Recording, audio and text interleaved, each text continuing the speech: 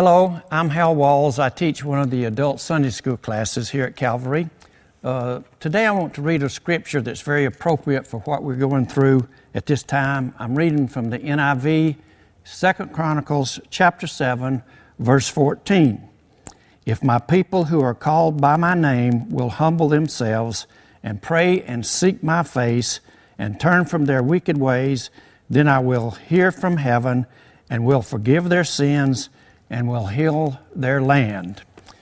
After hearing Pastor Jeff's Easter service through Facebook, Carolyn and I decided, let's see if we can find a good movie for Sunday afternoon to watch, a good Christian movie, a good spiritual movie. So we went through some of our CDs that we had, and we found this movie, and the movie is called The Cross and the Towers.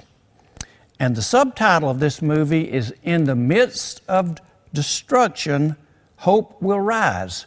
Well, when we found this CD, we looked at each other and said, where did this come from? I don't think we bought it. I don't think we picked it up at a yard sale, but it was there, and we said, let's see what it is. So this was a documentary about 9/11, the bombing of the Twin Towers. And this was a documentary that was made 3 years after the actual bombing, and they interviewed many people who were at Ground Zero 3 years afterwards. They interviewed firefighters, policemen, construction workers, and what I want to focus on is two of the pastors that they interviewed. Carl Keyes from Glad Tithing Tabernacle in Queens, and Bob Appleby from Cornerstone Church in Clinton, Connecticut. Now, there were 6 buildings in the Twin Towers complex, and when the 2 towers fell, they damaged most all of the buildings. Carl was on his way into Manhattan when he saw the smoke coming up from the first of the 2 Twin Towers, and Bob heard about the bombing from a friend of him while he was still in Connecticut. Both of these pastors knew that they were to go to Ground Zero and give encouragement. Once they got there, both of them was assigned to be chaplains during this recovery time. They often worked 16-hour shifts, as well as the firemen, the policemen, the construction workers. One day, Bob was working a 16-hour shift in the pouring down rain, standing there giving encouragement to the policemen, the firemen, and he didn't even have a hat on.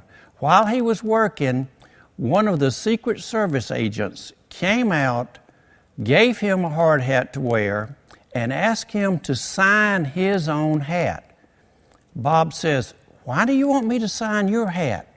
And the Secret Service agent says, "I want you to sign this because I want to be able to show this hat to other people that I was here when a hero was here."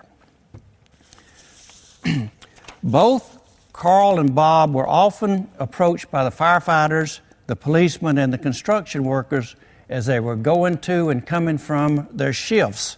And many times they stopped and asked Bob and Carl, "Please pray for me."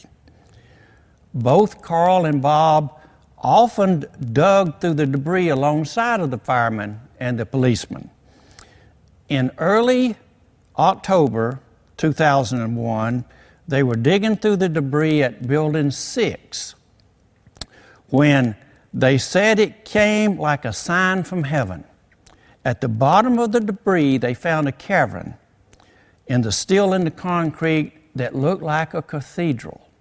In this cavern, they found 4 crosses that were from the metal beams from the buildings. On October the 5th, they got permission to move the largest of the crosses across the street to West Street, where it still stands today. God was in the middle of this. Jesus is always able to penetrate the worst pain and the deepest darkness.